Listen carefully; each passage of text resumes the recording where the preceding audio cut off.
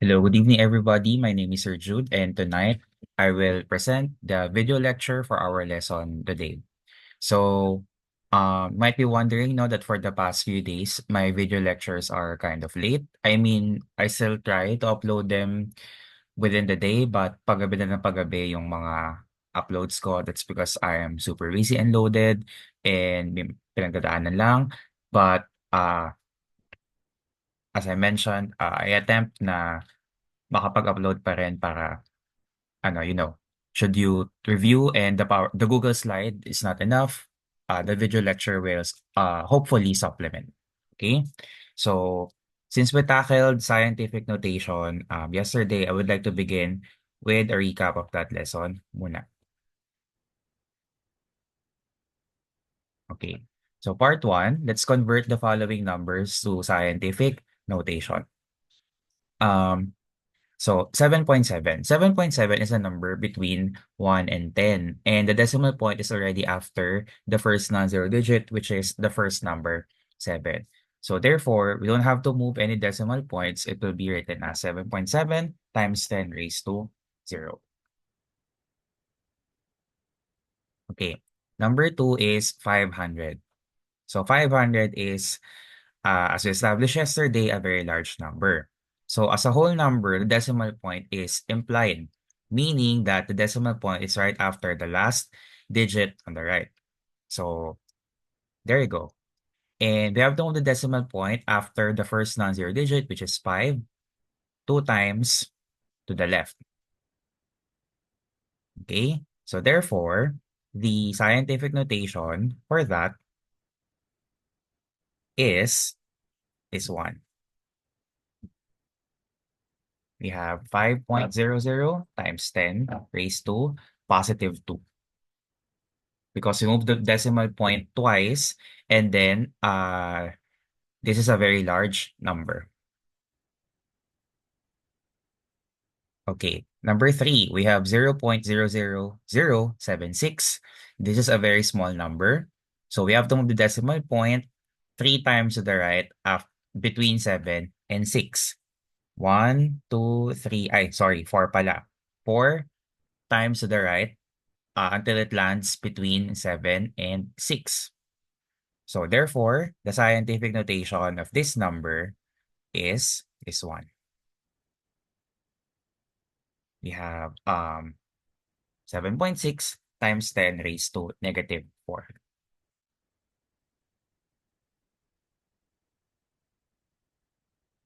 Okay, so that's converting numbers from standard to scientific notation.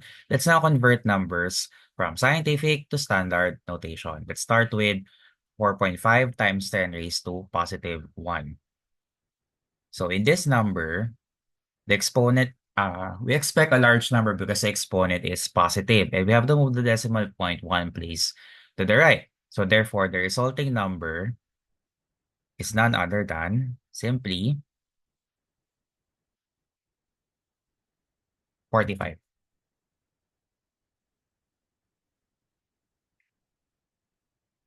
Okay.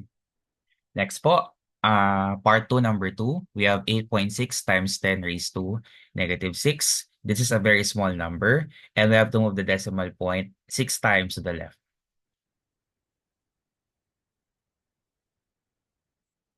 Okay, so 1, 2, 3, 4, 5, and then finally 6.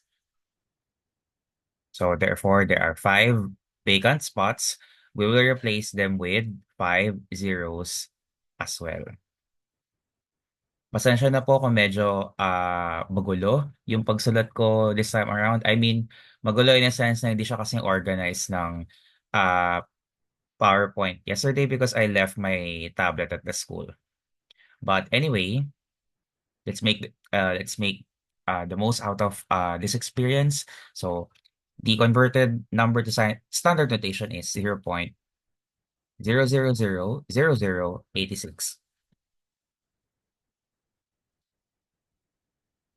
Okay. And then last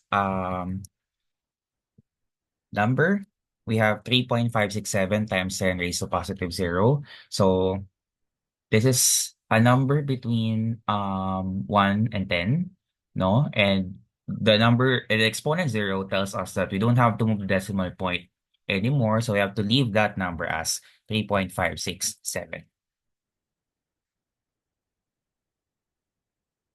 Okay? So tomorrow we will be dealing with problem solving involving scientific notation. Now, we just had our refresher lesson yesterday para you now know how to convert numbers from standard eh, to standard or scientific notation and vice versa. Okay, so let me now proceed to the actual lesson for today. So let's start by recapping our entire lesson for last week, no? So when we're dealing with positive and negative charges, no, we're talking about the emergence of the electric field, and the branch of physics dedicated to that is electricity. On the other hand, when we're talking about the motion of electric charges or subatomic particles inside a magnet, no, as evidenced by the presence of the North Pole or the South Pole, then therefore magnetic field is automatically involved. And the branch of physics dedicated to that is magnetism. So thanks to the five scientists that we tackled last week, we have Ørsted, Ampere, Faraday, Maxwell, and Hertz. Refer to the two videos for this one. So they were the ones who conceptualized the fusion of electricity and magnetism into electromagnetism, which is the interaction of electric and magnetic fields.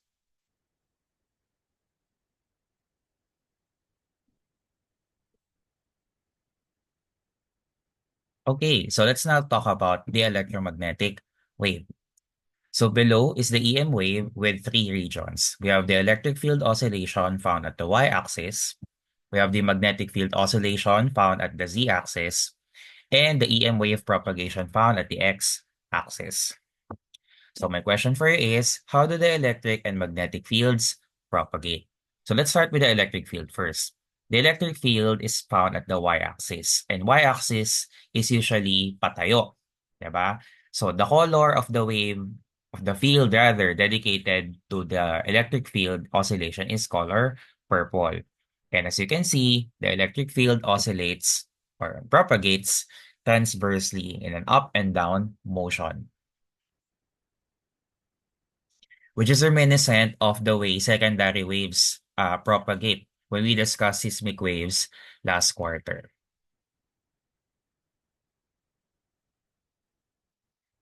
Okay, so let's proceed now to the magnetic fields. So the magnetic field oscillation is located at the z-axis, and z-axis is oriented towards us, no? That's why the propagation of the magnetic field is also transverse but in a side-by-side motion, which is reminiscent of the way love waves propagate when we tackled seismic waves last quarter.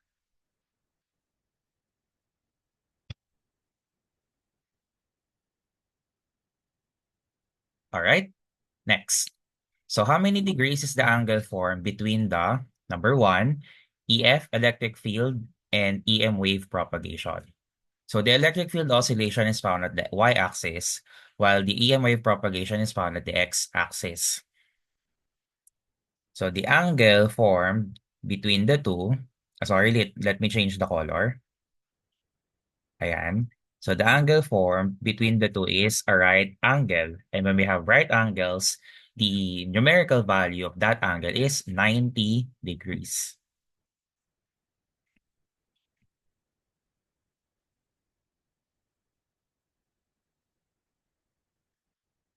Okay? Now next. For the part 2, magnetic field and EM wave propagation. No? So the magnetic field is found at the z-axis and the electromagnetic wave propagation is found at the x-axis. So it doesn't look like it, but it's actually also 90 degrees. No? It may look obtuse because of the perspective, but it's 90 degrees. I assure you.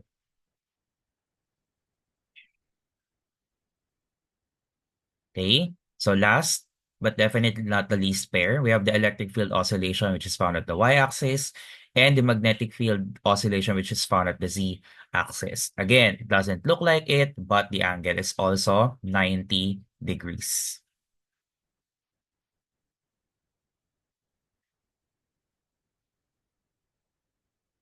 So what is the significance of the 90 degrees angle among the three pairs of the components of the electromagnetic wave? No?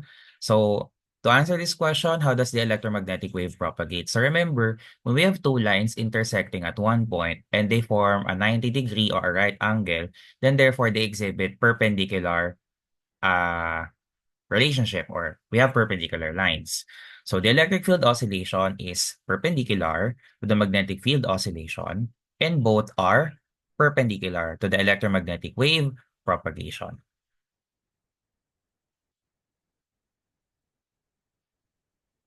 So that is how the electromagnetic wave propagates. All right. So enough of the transmission and propagation of the electromagnetic wave. Let's talk about the electromagnetic spectrum. So the electromagnetic spectrum is divided into seven distinct components. So each component here has one of its most iconic examples, no? So let's start from the left. That's actually a radio, and the electromagnetic wave found within radio. So the reason why we can transmit signals in very long distances is the radio waves. On the second one, we have a microwave oven, which heats food, no? And believe it or not, the microwave contains microwave.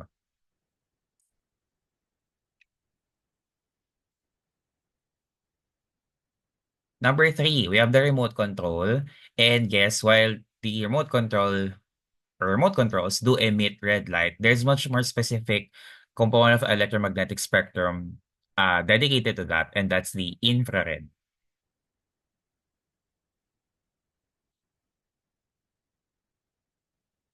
Now, for the fourth one, the one at the center is a light bulb, and that signifies visible light. So the reason why we can see and perceive things around us is because of the presence of the visible light, which, when dispersed or scattered, is further segmented into seven components, otherwise known as Roy J. Biv. So we have R for red, O for orange, Y for yellow, G for green, B for blue, I for indigo, and V for violet.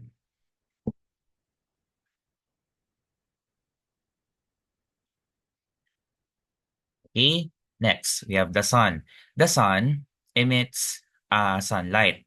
And one of the benefits of the sun is we can obtain vitamin D from its rays. However, excessive exposure to sunlight also exposes us to a certain harmful segment of the electromagnetic spectrum, which is called the UV, or the ultraviolet.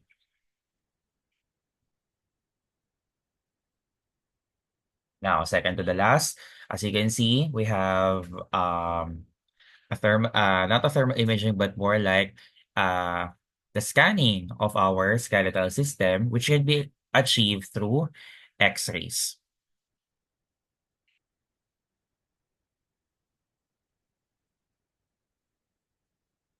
And finally, no, the one that is has a radioactive sign, no, which is a call sign for danger. When you have nuclear explosions, one of the most dangerous radiations emitted is none other than the gamma.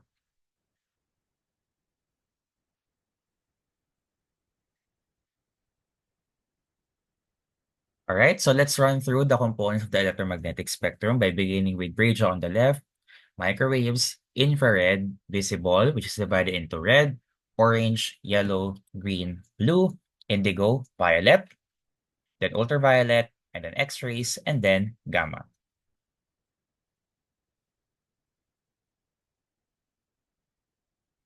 Okay, so notice that the electromagnetic spectrum has each component of electromagnetic spectrum has different number of waves. So for example, in radio, you have this long but only one wave, and in gamma, you have short but multiple waves. So in what components do they, in what quantities or properties do they differ. Let's start with frequency, which is symbolized by small letter f. So frequency refers to the number of waves at a certain time, or in Filipino, ang bilang ng alon sa isang pagkakataon.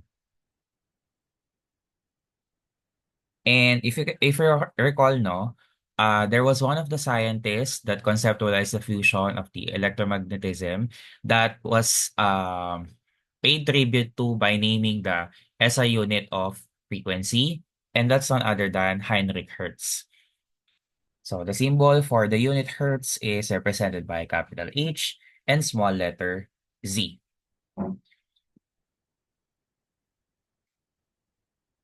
So how do we count uh, the waves, no? So when you tilt your head, whether to the left or to the right, you see an inverted letter S. So one inverted letter S constitutes to one wave. So this particular electromagnetic spectrum contains two waves.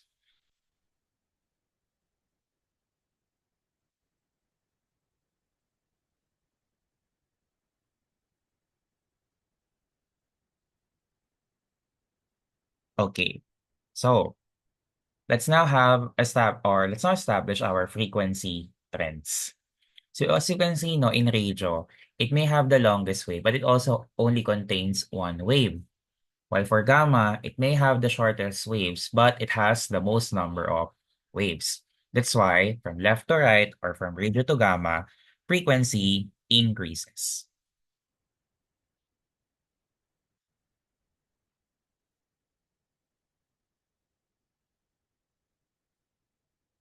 On the other hand, once you go from gamma to radio or from right to left, frequency decreases.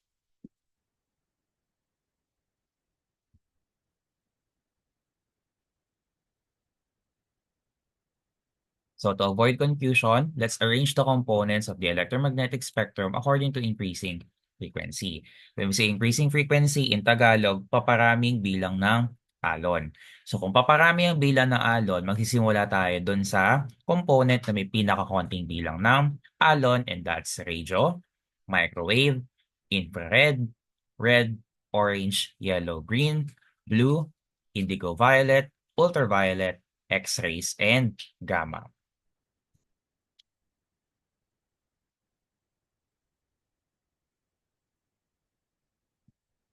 Okay. So, ah, practice pa tayo further. Which component of the electromagnetic spectrum has a higher frequency? So, higher frequency means more number of waves, mas maraming bilang ng alon. So, mas maraming bilang ng alon is yung component na found somewhere at the right when you compare two components. So, between green and indigo, the one with the more or higher frequency is indigo. For blue and infrared, it's blue. For gamma and X-ray, it's gamma. Gamma, in fact, has the highest frequency out of all of them. Between orange and violet, it will be violet. In fact, in the visible spectrum, violet has the highest frequency. In the visible spectrum only, ha? Kasi for the entire electromagnetic spectrum, it's gamma who has the highest frequency. Then microwave versus red, it's red.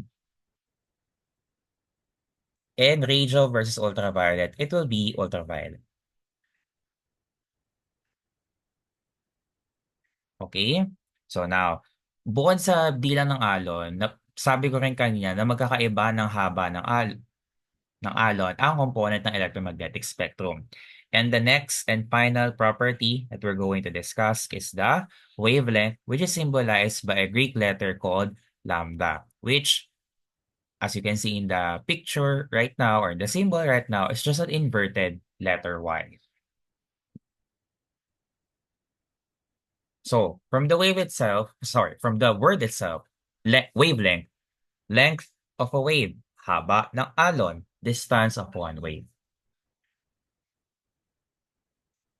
And distance or length, just like width or height, their SI unit will be meter, symbolized by small letter m. So, as I mentioned before, if you want to know the number of waves, if you want to count the number of waves, you tilt your head and that's one wave. So, one wave here uh, is 1 meter long. Figure not drawn to scale. So, since you have two waves of the same wavelength, no? So, therefore, this entire wave measures 2 meters.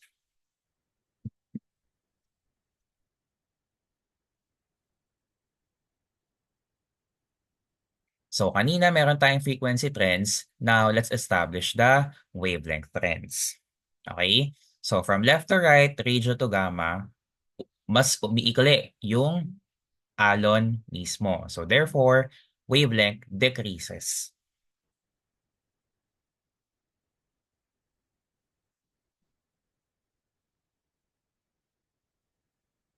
On the other hand, if you go from gamma to radio, radio has the longest wavelength. So therefore, wavelength increases.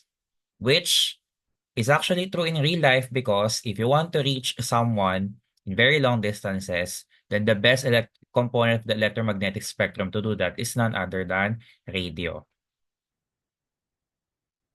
And it also makes sense na sila rin na may pinakamababang frequency out of all the waves because that's the reason why every radio station has a very unique frequency. Otherwise, magkakaroon ng signal interference.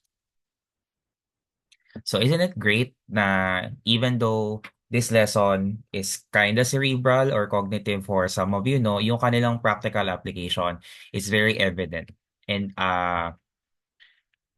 kumbaga manifest really the essence or the substance of each component of the electromagnetic spectrum.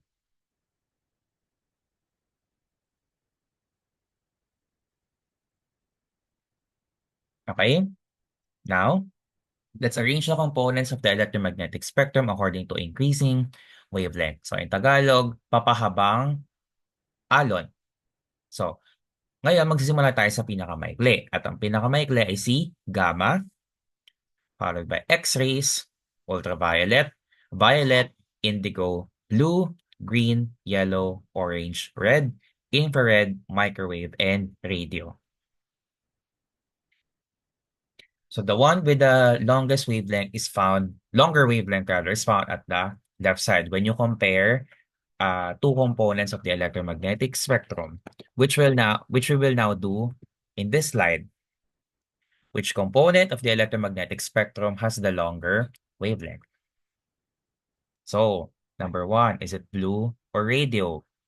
Radio is found at the left side of blue, so radio has the longer wavelength. Red versus violet, it's red. Green versus orange, it's orange. Indigo versus yellow, it's yellow.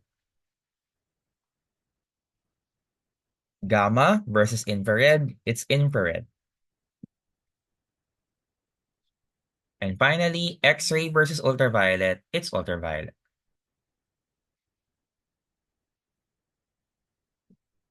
All right. So that's it for the electromagnetic spectrum. It's now time to review and recap. Sorry.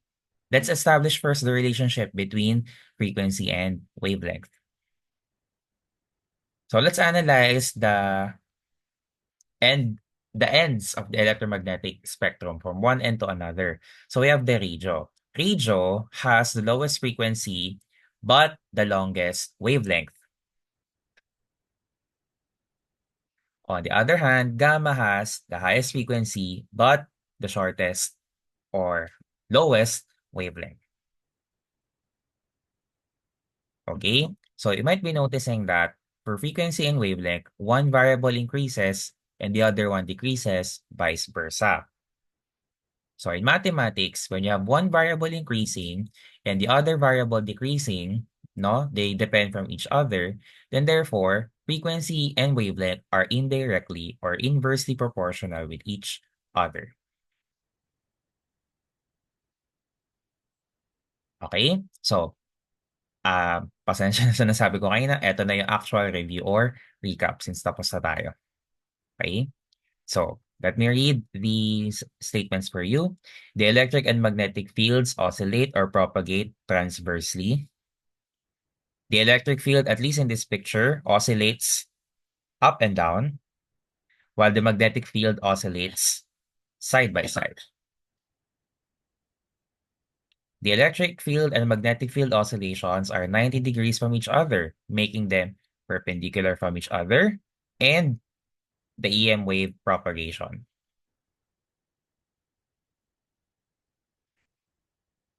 Next, okay, let's determine the part of a wave, symbol, unit, and unit symbol of the following terminologies. So when we're talking about distance of one wave, we're talking about the wavelength. For the number of waves, we're referring to frequency.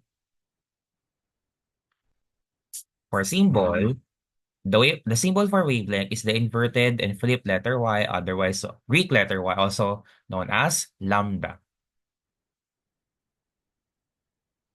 For frequency, it's small letter f.